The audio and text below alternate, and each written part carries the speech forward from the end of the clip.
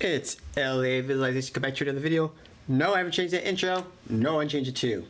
In today's video, we're going to do a not so scientific breakdown whatsoever of these two cameras.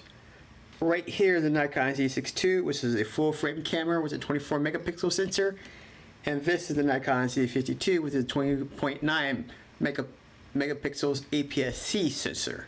So off the bat, these are two different sensor sizes, and as you can see here, you can see the difference between the sizes right there.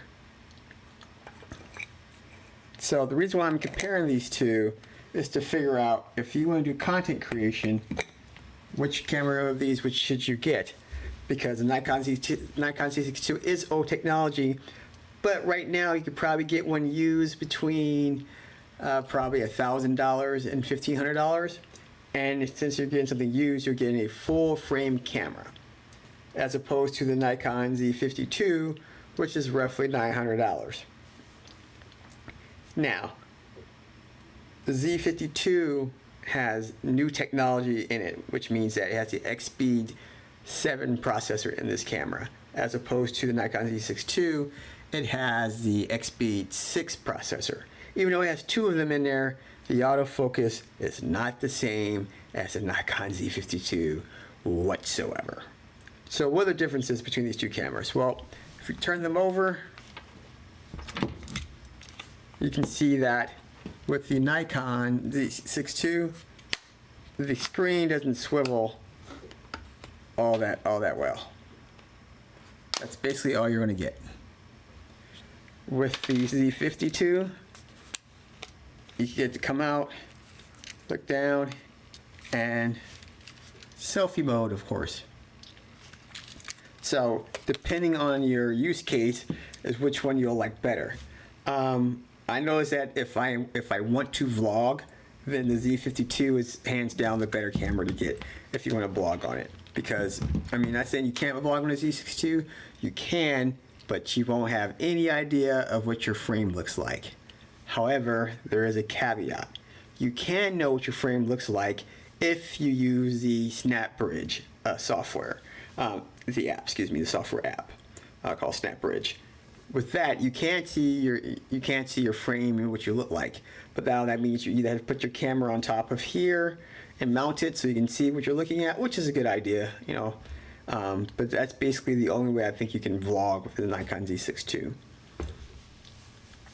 Some other differences with this camera is, if you see right here, this is a tally light, and the Z6II does not have a tally light. In fact, the camera recording on right now, the Nikon Z8, doesn't have a tally light either, which really sucks. So there have been many times where I thought I was recording with the Nikon Z6II, and I get back and I find out I'm not recording, and that kind of, yeah, it's not fun. Especially to tell the client something like, hey, you know what? I didn't like that take. Can we do it again? You know, it's not fun. Especially with the Z6II, because not only with that, with the Z52 and my Z8, the screen would have a red border around there to let you know you are recording also, especially if you're behind the camera. The Z6II does not do that.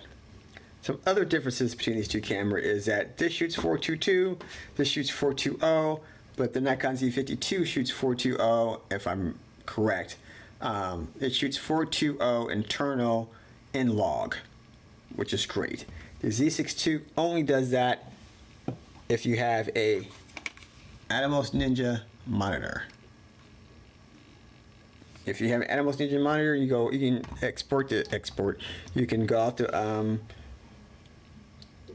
in log, in ProRes RAW, and things like that with the monitor. So those are another two differences between these two cameras, is that this does internal, this one you need an external monitor to do that with. What other differences that I noticed? So as far as grip concerned, they're both feel good in the hands, but as you can see, this is a little deep. I won't say a little deeper, I would say it's a little longer, and so that means your pinky feels a lot better on here if you have big hands. If you have very small hands, then it doesn't really matter. But I will say that holding a Nikon Z6II, it feels very well in the hands. It does feel very, very well in the hands, as opposed to the Nikon Z52. It feels good, but not as good. However, where the Nikon Z52 shines is because it's light. It's light and smaller, which means that you're more apt to carry it with you from that reason. Now, since this is APS-C and this is full frame, this camera may not be the best in low light. So if you're looking for a low light beast, then the Z52 is not it for you. If you're looking for something that's really good in low light, the Nikon Z6II will work for you. The next thing I want to talk about is the autofocus. I think I talked about that already. Did I talk about it already? Anyway, it's the autofocus. I prefer the Z52 for autofocus over the Nikon Z6II all day, every day. If someone told me if I had to pick between these two cameras, which one I would pick, it would be the Z52, only because of the autofocus. The autofocus is night and day between these two cameras. Just not to, and this is especially for video. For photography, it works just fine for me, but for video, the Nikon Z52 to me wins hands down. So I know this is a weird comparison because one's full frame, one's APS-C, but I just thought I'd do something like this. And the other thing too is I need a video for my 30-day challenge, and this is like the 5th time I recorded this video, and it's been a long day. But yeah, so let me know which camera you would choose between the Nikon Z6II and the Nikon Z52. What's your use case for each camera? For me, my use case for this camera, especially for the Z52, is to do more vlogging and take the camera with me out when I'm out shooting things. And to tell you the truth, lately I haven't really took the Z6II out all that much.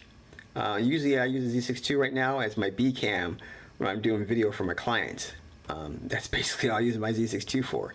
My Z8, I do my A cam video on there. I do all my photos on there.